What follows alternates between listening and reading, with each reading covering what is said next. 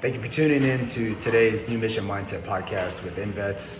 I'm your host, Jesse Pimentel. Today we are broadcasting from Peterson Space Force Base for a TAPS event that will be going live on Wednesday. So if you happen to be at Peterson, it'd be awesome to swing by, see us.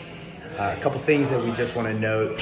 If you're enjoying the content, please feel free to like and subscribe on YouTube and Spotify.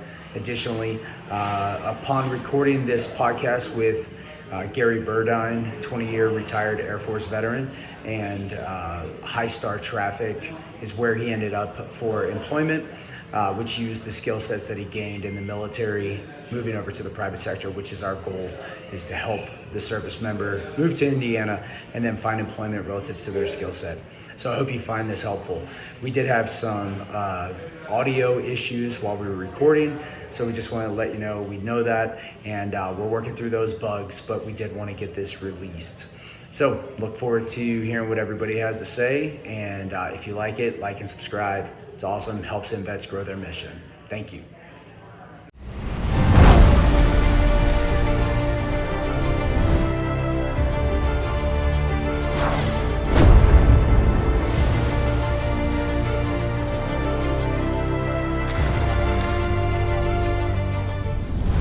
And we're rolling, Aaron. My man.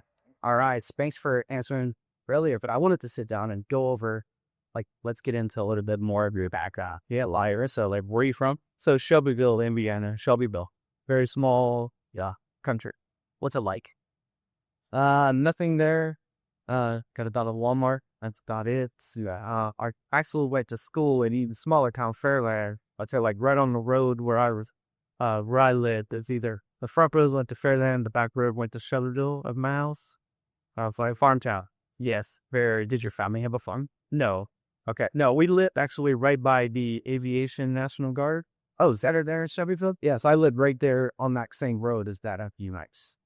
So, did you get into trouble as a young guy? Oh, yes. Well, I was definitely a troublemaker, barely graduated high school. Yeah. You needed whatever X amount of credits. I have exactly that. Type of credits. Yep, I can relate. Yeah, you got me relate. Small town in Florida. So, did you play sports? I did. So I played baseball. Tried football for a year. Wasn't for me, but pretty much played baseball all the way up till junior year of high school. And then kind of got away from that and started doing other. When did how about your family? Mom, dad? Close? No. So I wasn't close to mom and dad. I lived with my grandparents. So my grandma, grandpa, is who I lived with my whole life. Yep. I used to joke that if grandpas did what they used to do, then I wouldn't have had a job in the military. As a survival guy, I'm teaching primitive skills. And I talk to some folks and they're like, yeah, my grandfather taught me how to do that. And I'm they don't do that too much. I'm more, right. So, do you have siblings? I don't know. Only a child. Yeah. Oh, I'm a child. So you're a junior. When does the military start creeping in? So about I'd say the summer of my senior year, when I realized I don't really have any times. I did. I built a couple houses in trade school for high school for senior year. Yeah, I did that, and I was just like backbreaking job. Out the elements all right. I'm like. Right. Not really thinking that's what the military would be either. Right. But I was that's pretty hard. Yeah, you're like, you know what? I'm going to leave this hard thing, go do that part, and it'll be better. Yeah. That's also it was my pride. Yeah. It's great when you're 18 and you think it is. Yeah. You wouldn't make the same kind of decisions, but then you lose the story. Yeah. Oh yeah. I wouldn't change a thing of my life at all. It's awesome. So did you sign your junior year or did you sign so I signed my senior. Okay. Yeah. How'd your parents take care? How'd your parents? Oh, they were all about, yeah. So my grandpa is a World War II vet. He actually was on the USS Indianapolis in World War II. All after a little bit of time, yeah. So, okay. That's a big deal. Did he talk to you about that? No, so he never talked to me about his service.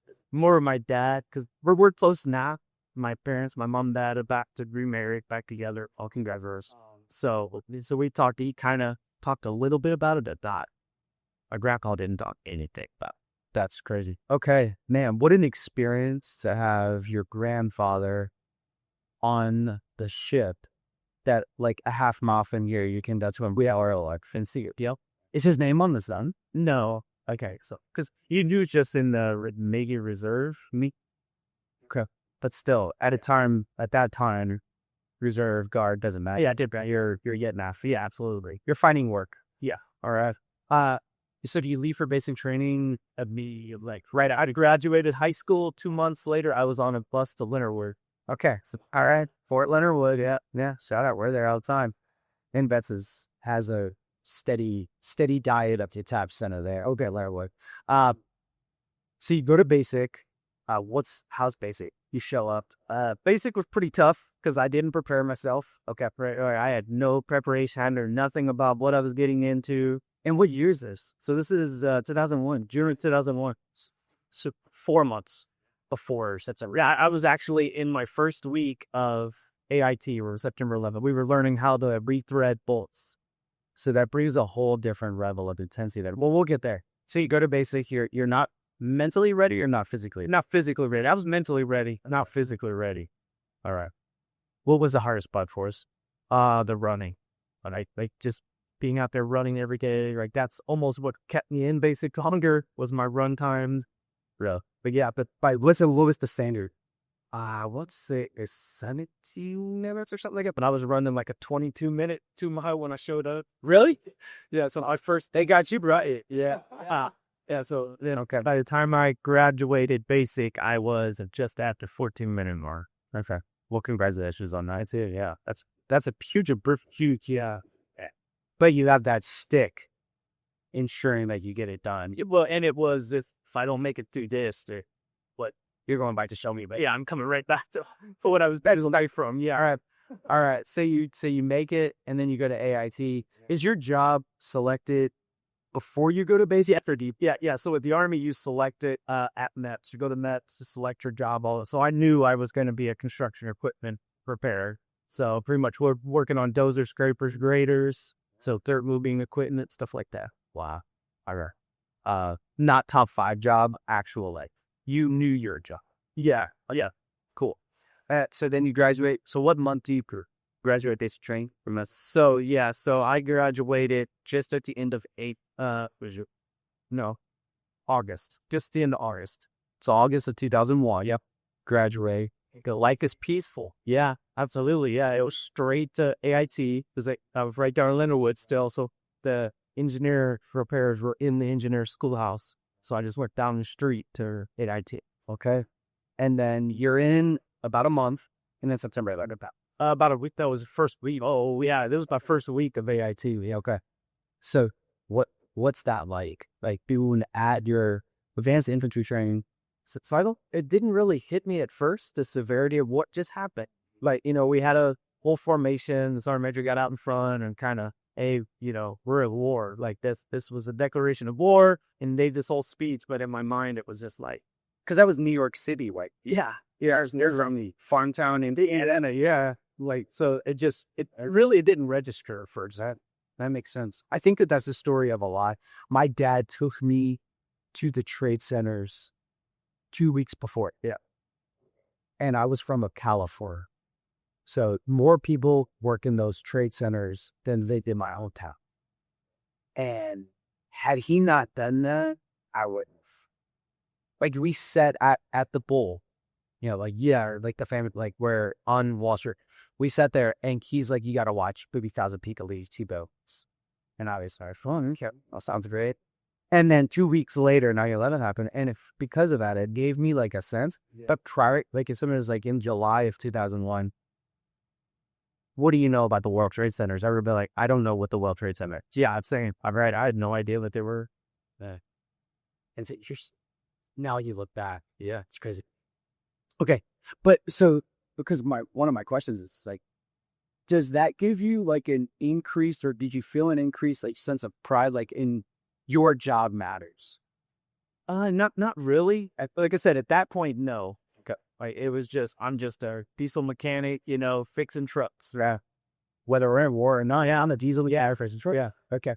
Cool. So then, when is the first time? So you graduate AIT. Yep. So I get orders to Korea. Okay. And so pretty much, the drill sergeants tell me at that moment, they're like, hey, like, all of you guys are probably going to end up in combat here very shortly. He's like, minus you guys going to Korea because you won't deploy from there. Right. So, okay. You're like, all right, no worries. I suppose that, 18, 19-year-old kid going to Korea. And you don't care that it's unaccompanied. No, because I'm single. It's a family, no kids, nothing like that. I just texted a buddy of mine who is he's leaving Korea. We texted this morning. He's stationed there as a SEER guy. And he's like, I would take it. Yeah, he loves it. So I stayed there 2 years. Okay. And the only reason I was just about to leave and I was PCSing, I had orders, everything, because I was going to reclass at that time, but my MOS wouldn't let me stay with my rank. And we got orders tri-rep from Korea. So I was the unit back in 2004. Boom. It never happened to before, but we left Korea straight to Iraq. Okay. And invasion was 2003. Yeah. So we were the second. So the first guys broke the burn, took over, and we replaced those guys. And what was that experience of? That was the eye opener. Like this for real, our job does matter. That's what it really get me. Like, hey, we have to have these trucks up, and that this is why we work late. This is why. And you're 22 years old. I'm 22 years old. Yeah. From a small farm town in Indiana. Now I'm in the middle of Iraq. Yeah. And, and it's unarmored trucks, like, because at that point, you had to bring what your unit had. So we had soft shell Humvees. Like, it wasn't none of this up armored equipment like they had now. That's okay. Yeah. Okay. So that's right. I just finished Robert Gates' duty, defense secretary after Rumsfeld. And he was talking about the Alabama and the amount of lives that were saved. Yeah. So what we would do is, harder to say and talk about, but like we wait for trucks to get destroyed, and then your welders would go out first thing in the morning, cut any metal they could off and weld it to trucks. So we called it the Mad Max drums, and I think you're just doing everything you can. Yeah, they just blind us. I heard, yeah, metal around you. Yeah. That was a fascinating time. Yep. Right. And because in the early days, the IEDs they were missing us more, right? Yeah. So they were still going on, but the timing wasn't there yet. So we were getting missed more the way we were being again. And then that did shift. But yeah, so that definitely shift by the second of the quarter. So you get your first time in, and then where you go after? So they sent us to Carson. So at the college hour card, yep. So the whole brigade went to Fort Carson, and we stood at 2ID there in front stick. And so Pikes Peak in your backyard. Yeah. Oh, yeah. Like, let's not say that that's one of my favorite places, but it's definitely one. Yeah. Oh, yeah. Yeah. They got the incline, you got into spring, got a lot of fun stuff. When my children turn 14, like as they have turned 14, I have my daughter now, she's turning 14. We fly out to Carson. We do the incline on one day. We hike peak on their 14th birthday.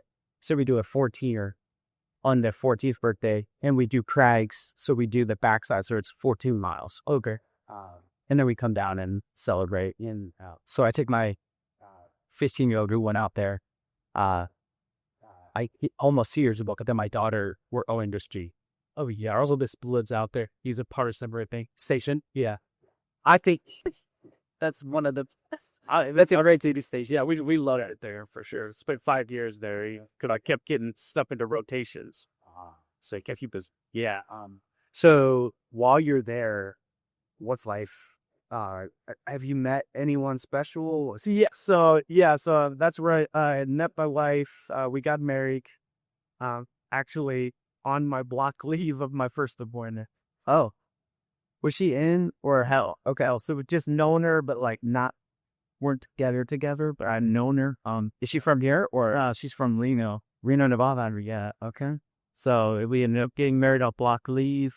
She was in Carson, met me there. Okay. So after deployment, I met up with her. She out the house, I could say, well, for her to sign for. So yeah, it was pretty easy to. So she was right. She was. Yep. You got lucky. I did. Wow, for sure. That's a lot of responsibility on a new wife, on anybody, but on a fresh marriage. Yeah, she's going in and learning that military stuff, right? Hey, without you there, without me there. Good for her. Shout out to you, Lightner. That's awesome. So you guys are in Carson. Anything? I imagine. So if you're on rotation, how long are you home? So after the first deployment, we had 13 months, and then they were back again, back to Iraq again. The first 7 months of that one, I was a prison guard, so I got tasked out to run one of the small prisons in Iraq. Okay. And then about halfway through, they were like, "Hey, you're now the 15-month deployer." That was during the surge. So during the surge, we got that added 3 months. At that point, they moved me back over because I went to a special school to learn how to work on the bomb searching equipment. So they moved me back to the motor pool to actually work on that equipment. So how did you end up a security guard? So it was just a tasking that came out. I was one of the newest NCOs. We get promoted, and it was just a very simple. Not to ask a difficult topic, but was that a part of Abu Ghraib? No, so we were the ones before, like, so if they got found guilty and all that, that we would ship them out to Abu Ghraib, which is called proper at that point. Okay. Wow. Yeah. Interesting. So you spend time just on a tasking, not your job, not your job. No, and the whole prison is what? I think it was supply, mechanics, commo people, like, and we had one actual prison guard from Leavenworth kind of oversee. Okay. From Leavenworth. I see a fitting. So you do that for a short period of time, then you go back after go multiple, back to the multiple, do your job. On a 15-month, what is a 15-month dilemma? It's long. Yeah, very long, very egregious, but there's a point of it where you're just like, this is life, like it's never going to end almost. And then you get to that last 2 months and you're like, okay, it's almost done finally. It was very tall. Yeah. I mean, the impact that took on families is something that I've thought of more than I care to explain. But I mean, if a 15 months of deployment means you miss 2 birthdays. Yeah. So I want for like if you're a family, two birthdays, but 2 anniversaries, like there's a good chance that can happen. Well, so our 18-year-old was born the day we deployed, and they let me stay for the birth. He got released 4 days later at like 9 o'clock, 1300. I was on play. So with there, like he's out of the hospital, you're on play, and then hit the 15 months. So yeah, I missed the first 15 months. Wow. Yeah. And that's when people are when they say thank you, it's like, yeah, those are things where you're like, yeah, for sure. Thank you. You're welcome. Okay, so 15-month rotation. Was that your only 15-month? Yeah, so that was the only 15-month because they called it off. Yeah, after that, the extended deployment stopped. They went back to the 12 months, which is also ridiculous to yeah, it's GT the missile. Okay, so back and forth. Yep, and then back to Carson again, and then 12 months later again, I was in Afghanistan. Okay, for 12 months. And how would you compare Afghanistan to your experiences? For where we were located, it was a lot calmer, because we were out on the countryside of Afghanistan. We weren't in for my Iraq, but here in the middle of the cities, where Ramadi, Sadr Segi, that's where you were. Yeah. Okay. Very, very active, very kinetic. Multiple. It's very active. Every day, something's happening. Afghanistan was kind of more out the countryside, every once in a while something would happen, but was a lot more calmer, a lot more easier. Is it? Yeah. Well, that's good. I found it. What province? Do you remember? I know our main people were in Jalalabad. Okay. So, and then we were just pushed out because I was with the engineers again. So all 3 appointments I was with the engineer company. Okay. So we were pushed out separately to follow. That's us. Okay. So anything notable? Anything like big take on and think about? No, not really. No, I did. Because it was the one deployment I got to just be in border pool. I was actually do my job, keep trucks running and stuff for 12 months. Okay. So then we go home. You in Afghanistan. You better stay back to Arson. Okay. And then finally we weren't fenced in because we weren't on, and they finally I was able to BCS at that.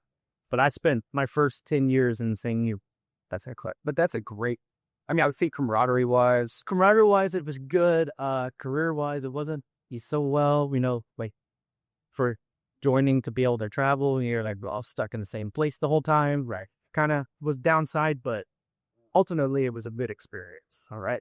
So around now, is this when you're thinking time to become a warrant officer? No. So I PCS to Knox. Okay. And so I ended up in a 30 ESC. Okay. And I was in a HIMRB sec.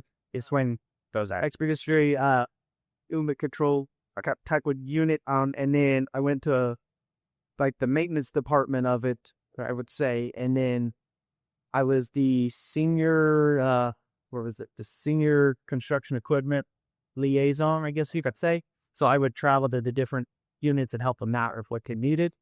But it was when I went to ALC that I really decided to be, because we would talk to all the senior NCOs, the SARFers classes, and the first honors be like, I wish we would have went warrant. Like, not a single one of them was like, I'm bright out of state. So it was all like, at that point, I was like, okay, that's the route I'm going to go. Good for you. So you had a pretty decent mentor and you were capable. Yeah, because I worked in my department that I worked in. There was a CW5, a CW4, and 2 CW3s. So I had a good core warrant officer to learn from.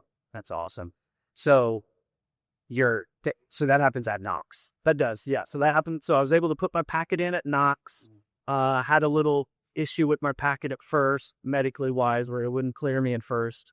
But I was able to like not quit and give up on the packet and fight. I fought all the way to the OIC of the hospital. Nice. And finally, he reversed it. So then I was able to put my packet in. Unfortunately, by the time I got my packet in, the CW5 was going to write a letter with Tider. Okay, so he was like, hey, I can't do it anymore, unfortunately. But he's like, I'll recommend you talk to this person.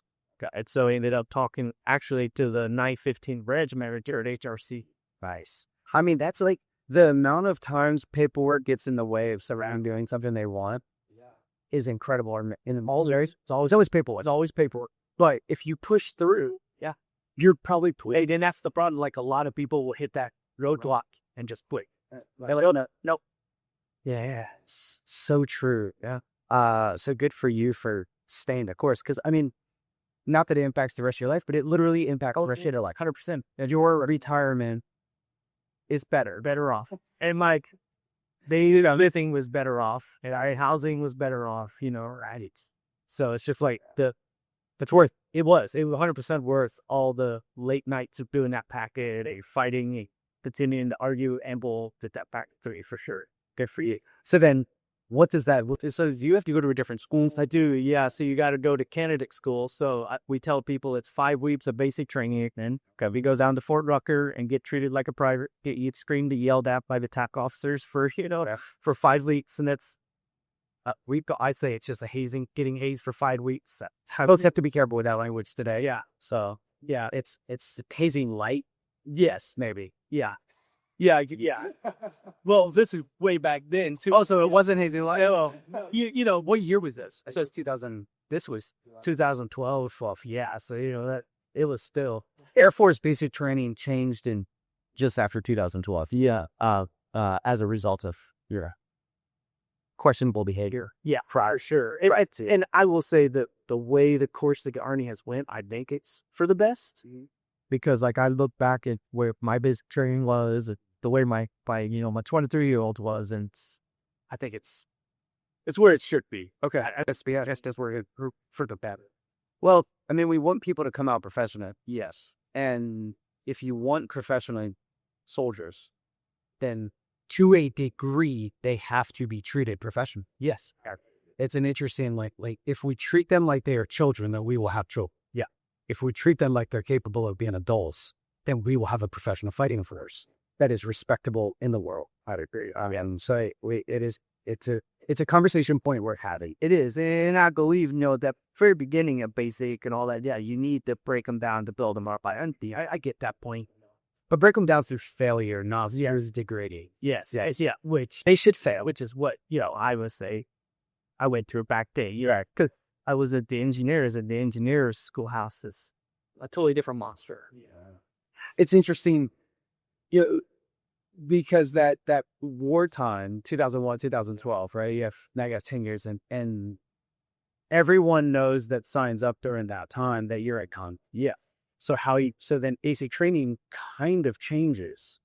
As a result, drill instructors probably feel as though they can talk a little differently. because I'm preparing for combat. I have a latitude that maybe I wouldn't have previous in 96, right? Where he has to, I mean, he was going to Coast, but like, fighter house, whatever. Yeah. But, so I just feel like that was an interesting time where he did have to make some changes. I wonder if it ever would have been like that had 9/11. Yeah. It's like thought games I have. Yeah.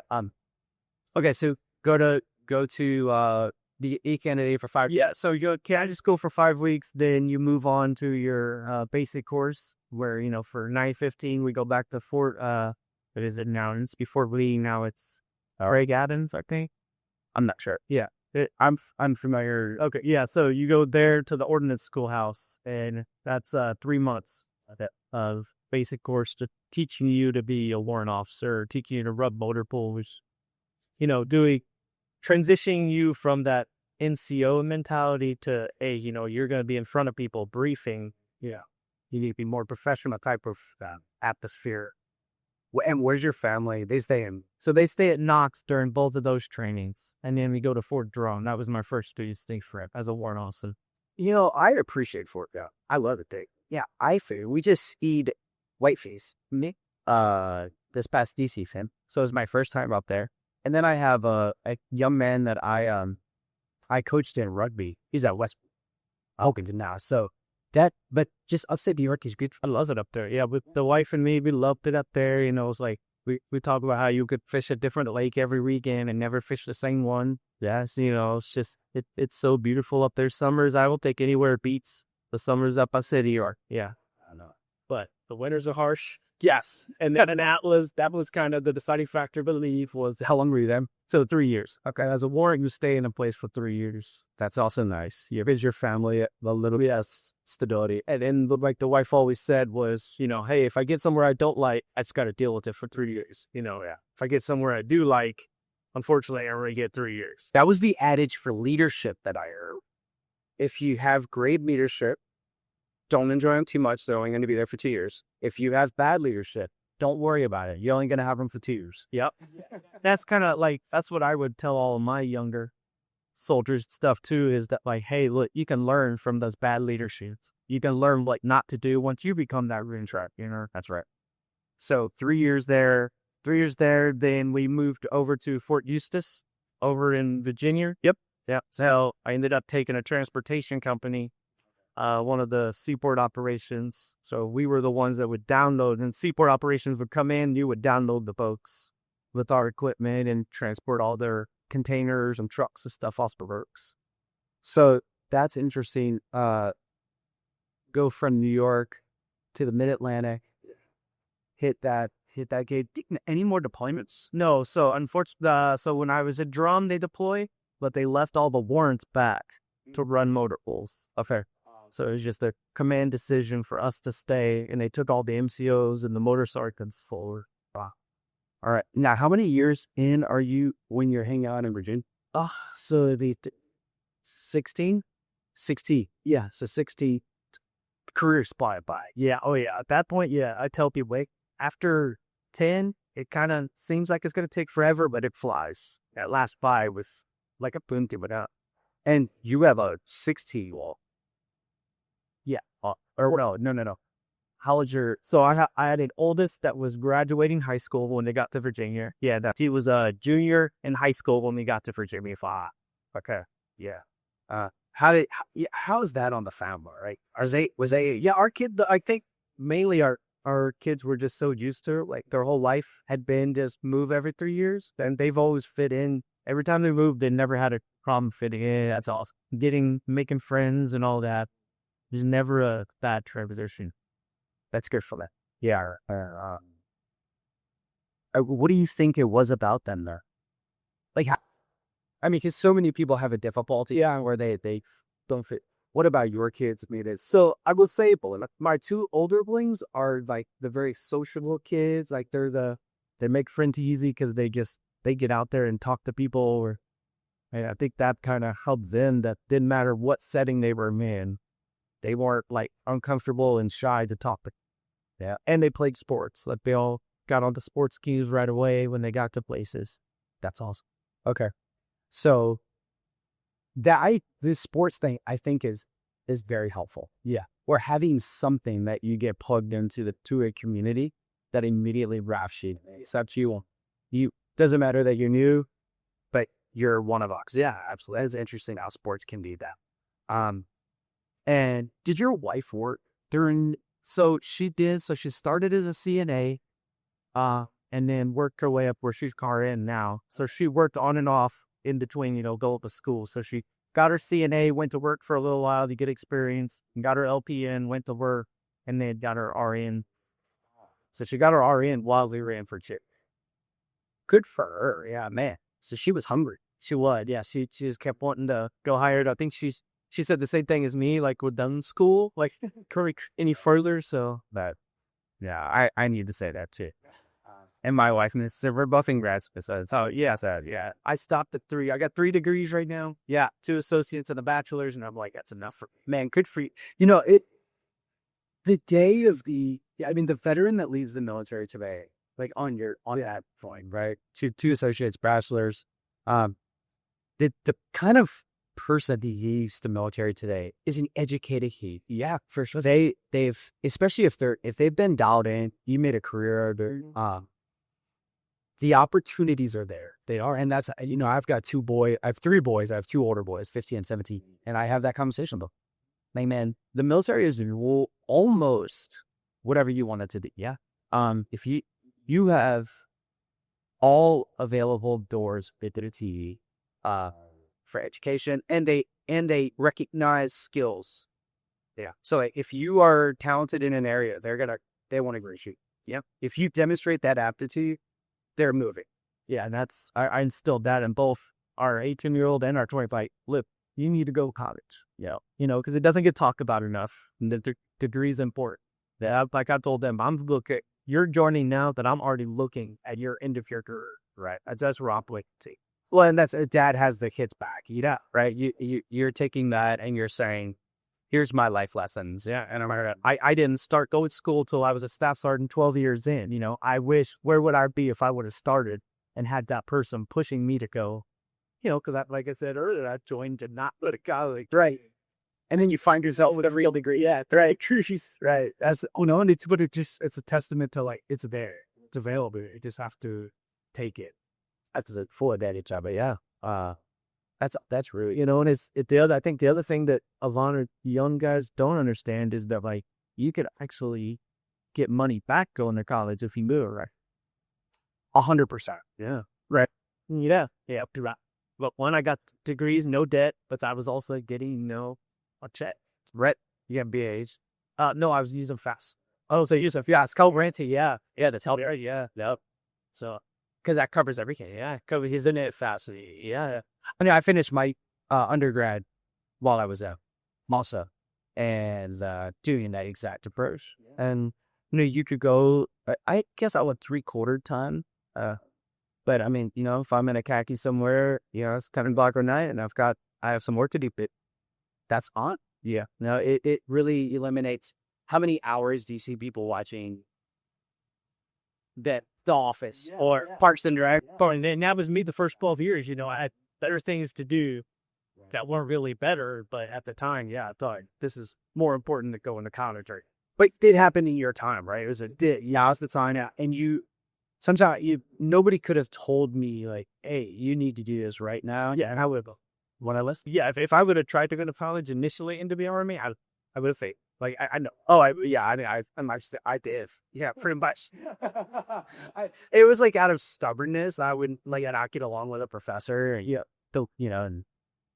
for whatever. I was in a program where it was very political. So yeah, that would cause a rub. Then I was like, well, I don't need to deal with her. And then, well, I guess I did. Because I got an S. Yeah. And it looks like I have to deal with that. And I think getting into an associate's that actually is interesting, because I got an associate's in counterterrorism. Okay. Where did you go through? AMU. Yes, I just went to AMU. It's all online. But yeah, so it was like very interesting, because the war is going on constantly at that time. There was really interesting topics and things that got me. And then once I got the associate, I was like, okay, now what am I really going to do, with this degree? And then I grouped over to supply chain. That's awesome. Okay. So 16. So does that 16 years take you to 19 at Langton? Or, I'm sorry, it's just, yeah, so it put me right at the 20-year mark because I ended up being able to stay an extra year for my wife to finish her RN. So they let me extend for 4, and it put me right at that 20-year mark. So I was, and that was my first look for CW3. It was right on their 20 years. Okay. And then how do you choose? I mean, how's your next station come up? Did you like wrestle with, should I retire? Yeah. So definitely. So we were in that arc of like, hey, I'm at 20. I might get out because I'm looking at 3 right now. So let's wait out and see if I make the 3 list. And then I ended up making CW3. And then our list came out, and I had like 50 options, pick from at that point. And I'll say Alaska wasn't high on the list. I didn't even realize it was there. And their branch called me and goes, hey, I got this great assignment. I think you'd be perfect for it. And I was like, where? And he's like, Fairbanks, Alaska. I'm like, initially I was like, ooh, yeah. I hear the mosquitoes are pretty still. I was like, I was hoping, Anchorage, J-Bear. Yeah. Right. But, ultimately though, I took it because I was like, we do want to go see Alaska, experience that, up there. Yeah. But it was really stressful because I was put on an emergent assignment. So I got notified in November and I had to be there in February. So I didn't have that long period to prepare to get thing there. So that was not bitty moves. You let the government maybe on that. Yeah. So they moved us up there. We got up there just fine, everything but it was just like everything broke up there. So if like they brought 5 of us up there at the same time to kind of try to get the motor bulls back up and running up there. So it's pretty high stress, high visibility. Yeah, we first got up there. Everybody's involved because the thing is program is, struggling. But in our eyes, I guess everybody's involved in maintenance now. So that's good for us. Right, because now they care. I want to get things fixed and they're listening, So it's like that whole like, oh, I think I'm ready to get out. I was rejuvenated. I was ready to stay in. Like, oh, they care about maintenance here, So it's, and for those who don't know, Fairbanks is where in Alaska? So the interior way of, it's 6 hours north of Anchorage. Yep. So I did Arctic training in Bear. Yep. What was that? That was January of 2020. We get dropped off in Bear. And we stayed in Naval Research Lab. Okay. For 24 hours. Or 48 hours. And then they PowerPoint us to let us know, there's polar bears and the Inuits teach a level of the survival trouble to us so that we can have an idea. And because there's folks that have lived there 3,000, 4,000 a year, 5,000 years. They come out and they train us a little bit on what life is like. And then we go live. And then we live outside for 3 years. Yeah, building fighter trenches, different shelters. It was whatever like the indigenous would do, we do. But at the end of the day, I just feel like I wouldn't make it unless I had all of the criteria. Yeah, oh yeah, for sure. It's like if I don't go, and mostly it's so that we can transition that training for pilots. If you're north of 70 degrees latitude, then here's what your experience is probably going to be like. Here's who's going to come and recover you. Because our comms don't work as well. At that loud. So here at Flight.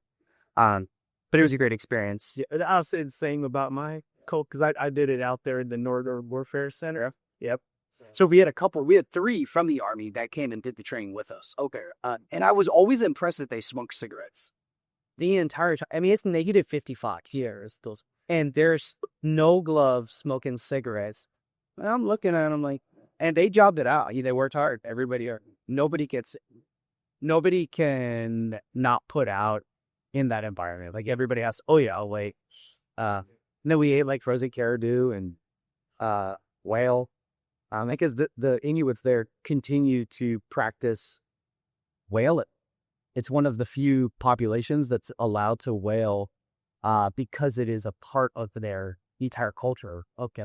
So they go out. I mean, we were on the I walked on the Arctic Ocean. It was incredible. It was. I mean, they walk it through how they go whaling in their like character bones, Yusinu, tying the boats together, and then they go out and they still whaled out today. So it's just like, that's one of those things that makes a last one. Yeah, it's a lot. Like, yes, that's what I say about Alaska. It's like the only place you can just pull over with an RV and camp anywhere. What an experience. So 3 years Alaska. Yep, 3 years up there. And any other notable awesome experiences? Oh, just halibut fishing, salmon fishing with, we had our little group of guys that would go fishing all the time. So we'd always just, we knew every Labor Day weekend we were going here, every Memorial Day weekend we were going to this place to fish. So we had we had safety roasters. Yeah, yes. But we had a good kind of good group, like safety people up there that kind of made it more enjoyable because it was rough. Like, working in the motor pool, make it a 50, maintenance doesn't stop. Right.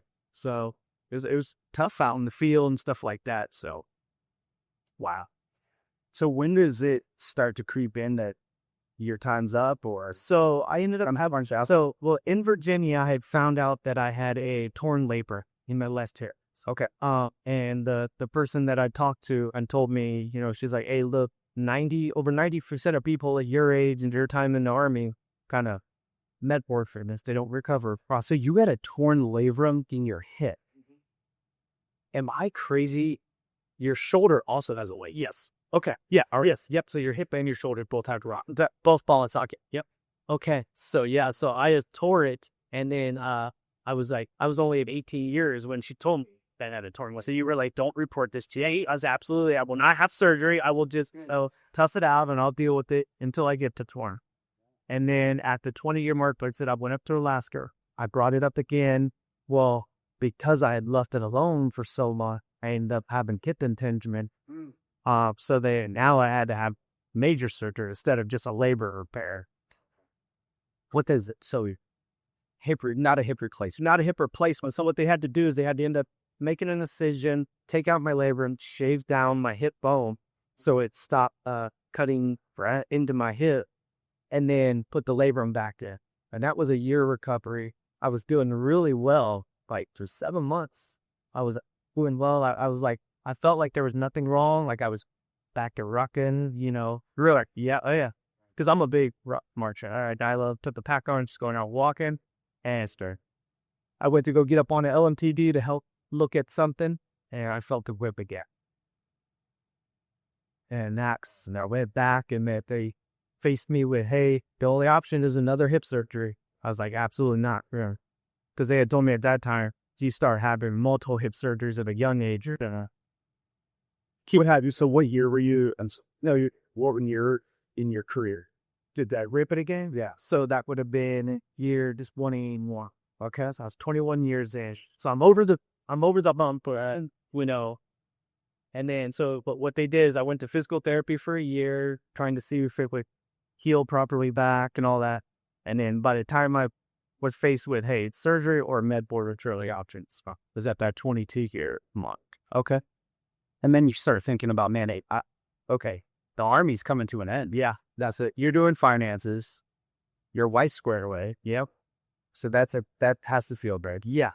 You probably have an idea of your retirement income. Yeah, so I knew exactly what I was going to get from retirement. Just needed to wait for the VA side to really know that, like, her being an RN, I'm in the free world. We knew, there's jobs out there, kind of. Yeah. But then this became like a tiny machine. It did, yeah, because with the med board, I had no idea when I was going to be out. I didn't have that, hey, this next year in June 15th, is my retirement date. I had hey, we'll let you know when everything's done, and you'll have about 30 days to get out of the Army. That's incredible. Yeah, I just got a text message from a guy up in LaPorte, same situation. He's a recruiter, and they're like, I think they're med-boarding in. Yep. And he's like, I don't know. And then he sent me a text last week. He said, yeah, it's approved. So now I have to start figuring it out. Yeah. Okay. So you don't know the date, but it's hot. And what's that next move? What's up? So the next move was, of course, getting the TAP class. just kind of getting the basics of what this is going to look like. And then the biggest thing was networking. Like I set up my LinkedIn, started writing my resumes, getting all that stuff kind of squared away. That way, once I get through TAC class, did they walk you through how to set up your LinkedIn? That you started with a rough draft? Yes and no. Like they gave us examples of like basic resumes just for the formatting portion, but like the actual bullets of like the job and stuff like that. Nah. Okay. So You have to figure that out on your own, or what do you get? well, so I used Hire Heroes. Mm-hmm. I reached out to them because I seen that they had resume help, and so initially they had sent me I sent them all my ODRs and stuff like that, and they built me that's how they did it, a basic resume. I did the same thing for mine. I took my EPRs, and I plugged them in for that session. Yeah, but then like I said, with that resume, that's when I really learned that the job title matters outside, right? Because in the Army, I'm a maintenance manager, and out here it's a fleet manager. That's right. So initially, I wasn't getting callbacks. I wasn't getting really any movement on my resume until I figured out, had to learn the lingo, terminology, a civilian side, and try it. Good for you. So figure that out. You start dialing in, Do you experience a time where you, like of concern? I'm not sure at this, like, how's this all going to work out? Like, how's that family doing? Yeah, so I would say probably about 4 months after the med board, when, I'm like, what am I doing? Why don't I just have surgery? I could stay in, keep the military running. And they about 6 months mark when I realized, okay, this is what I meant to be. Yeah. Wow. Okay, so you hit that, and then it's time to leave. What happens next? Like, what's this process? Like, what's life looking like to you? So it's like, where are we gonna live? Right? Because we lived in Colorado, we loved it. We lived in New York and loved it. We lived in Virginia, we loved Virginia. Where it was just like, Colorado was just way overpopulated now. When we went back to visit, or it's like Colorado Springs, it's it's compared to where it was when we were there. Yes. And then New York is just so cold up there, and then Virginia was just we don't know if we want to be in that type, right on the beach area. It's the hustle and bustle at Virginia Beach. It takes 4 hours to get. Yeah, exactly. So just like my wife being from a major city, she's like, I want to live near a city, but not right in a major city with traffic and all that other things. So when you end up, Indiana pops up on the radar. So Indiana pops up because I started looking at the benefits that the state of Indiana offers. So their college, right? Because our 18-year-old, he initially, since he was 7, he was told us he wanted to be a lawyer. Okay. So he went from being a break dancer to a lawyer. Okay. At 7. Okay, good. So we're like, okay, cool. Man, I'd like to give him my GI Bill to my wife for her to get her RN. Gotcha. Prior to us having the kids. So we're like, oh man, how are we gonna, swing this? And to see that Indiana offers that college program where they pay for the college for the kids. So we're like, oh, maybe we'll come to Indiana. He's seeing that, the benefits of, hunting, fishing licenses, the property tax, stuff like that. Where it's like, I'm like, no, I know the state, but might well maybe we just go back there. Okay. And then you come in, you see you're on LinkedIn. Yep. And you're figuring it out. I think you need us. Yes. And I just happened to come across the post for INvets, and I'm like, what is this? So I just reached out to me, because that's one of the big things that one of my mentors said is, if you find somebody or you think, just send a message, right? If you don't get nothing back, you don't get nothing back, right? But no, exactly. So you end up, if I remember, that process took a minute. Yeah. To get, had you left the Army when I reached out? No. When you got your opportunity here in Indiana, or were you still? Not is still it. Okay, so just in transition was almost like seamless. Yeah, so it was almost perfect because I got the job, and then want to say I got the offer letter in like November, and then we were coming in December. So it was like right in line, right? And he started in January. And then I started in January, yeah. Or no, sorry, no, I started December 27th. You did. So that's yeah. So I showed up to Valparaiso, and then like 3 days later, after Christmas, I started right away. Wow. That was a blessing. Yeah. And then I somehow I was able to find an apartment that was fully furnished, everything up in the town. And your whole family came? Yeah. And that, Yeah. So our 18, our 13-year-old and my wife, yeah. He all came. He initially came with us. And since, what kind of changes have there happened since coming out? So he's joining the Coast Guard. Our 18-year-old just shipped out to the Coast Guard on the hay. It's awesome. So he's currently in the basic training right now. Wow. Are you excited about? They're in, where are they? New Jersey? New Jersey. Yeah, okay. All their basic training is in 2012. So that's not very bad. Yeah. So, okay. And I guess you'll be heading there. How long? Yeah, 8 weeks.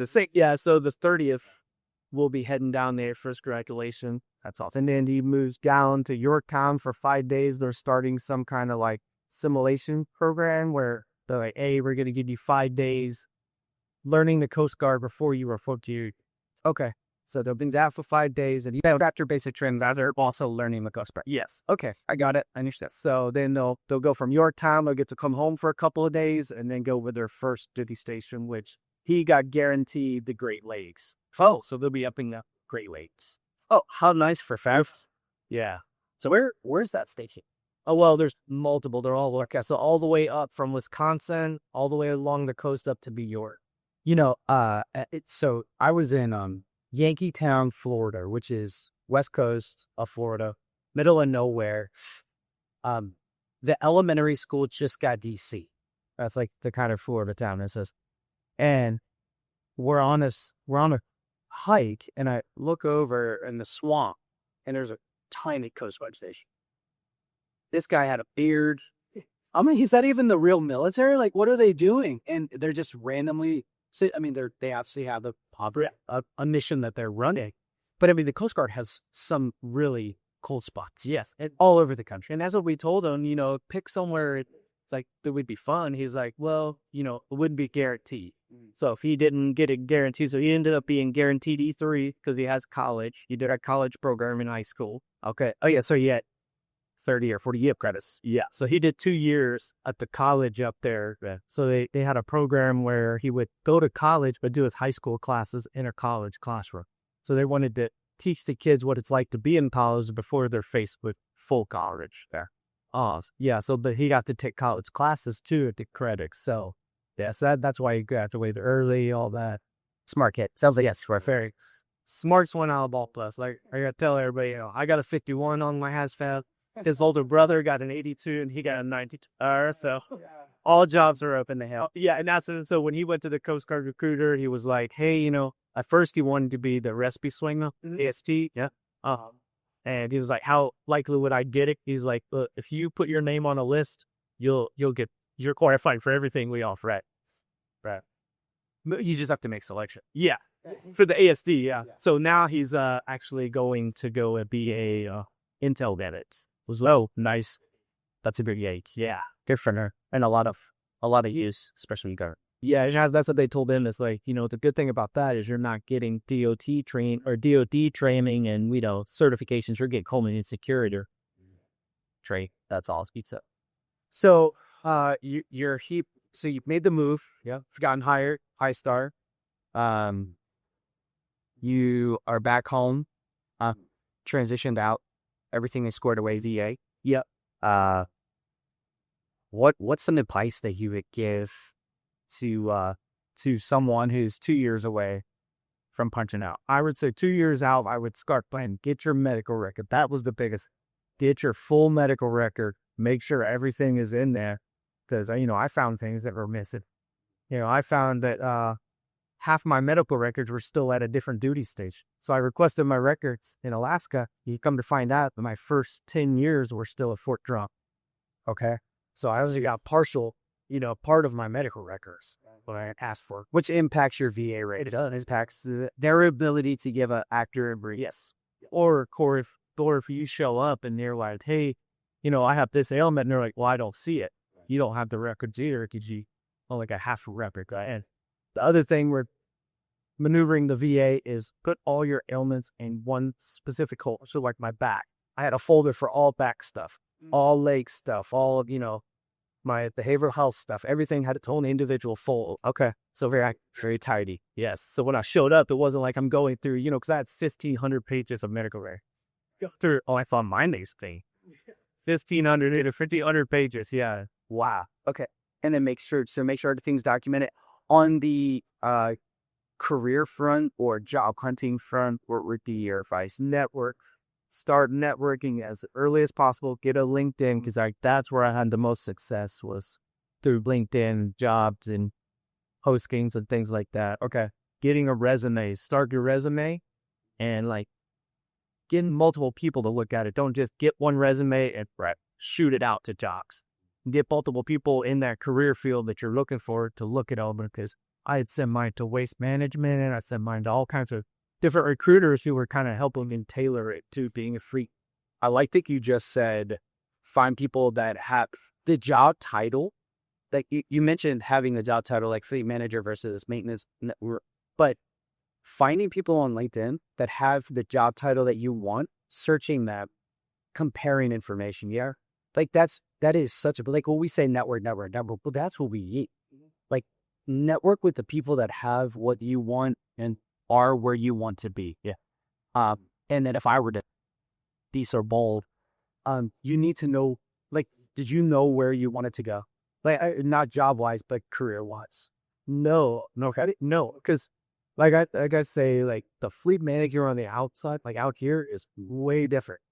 I'm in charge of way more than what I had to deal with on the military side. Okay. So it's I'm thinking, I'm just coming in, I'm going to run some mechanic shops and be in charge of those, right?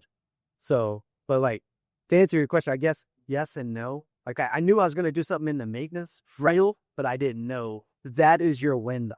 I just went, for everybody who will listen, your win is that you've had an idea it was going to be a maintenance. Yeah. And then you were brought. But you did have a targeted focus. Not the answer to what would you like to do, I don't know, anything, is not a big. No. Yeah, absolutely not. No. So, yeah, I definitely had, I was doing something in supply chain maintenance, somewhere along those lines. I knew that was my target address. That's awesome. Well, and that is a big way to just have that idea of where you want to go. And then, because that's what allows for you to network. Yes. Because otherwise you're networking, and next thing you know, John over here is working at company X. You're never going to work at company X. You don't have to worry about job. Let's go over here, focus on the right bird. And the hardest thing was, where are we going to rip? That was a yin. I'm bouncing all over the state. All right. Well, Derry, thanks so much for sitting down for this is awesome. Yeah, man, it's been a pleasure. Yeah, it's really. 3 very high life stressors would be losing your job, your healthcare, losing your home. That's happening all at once to transitioning service members when they're getting out of the military. That's where INvets comes in, where everything on the back end is taken care of and you can focus on transitioning well. INvets is a 501c3 nonprofit dedicated to helping transitioning service members and their families find great careers and communities here in Indiana. The way we usually connect with veterans is in-person events. They are assigned to a case manager, which is one of the 5 veteran engagement managers who are located in 5 regions around Indiana. They'll really work hard to connect with them. And then they complete the profile in more detail about the types of careers they want, the skills they have, where they might live, do they have a spouse. So it's a very personal service, and we try to match them with the right career, and we try to match them with the right community. We take our job seriously, understanding that we're not selling somebody a thing, we're helping somebody move into the next phase of their life. That's not lost on us. We are not moving one person, we're moving a whole family. And every member of that family has a different need. We try to have those open discussions about everything. So what we realized was just helping somebody find a job when they get out of the military isn't enough. There's got to be more to it than that, especially if we want to create lifelong Hoosiers. So we started thinking about what can we do outside of helping people find great careers to get them connected to their community. Transition is not transactional, it's transformational. And it's something that we talk with our staff about all the time. We cannot look at transition out of the military as a transaction of leaving one job and going to another. It's a transformational moment in somebody's life. And we hope and believe that should be Indiana. And once they're here, we remind them that we're here for life. So if there's anything that you need once you've gotten here, you're looking for a volunteer opportunity, a way to get involved in your community, or you just need some resources for things that you're trying to take care of, whether it's some of your veteran benefits, you can reach back out to us and we're going to put you in contact with the right people to get you taken care of.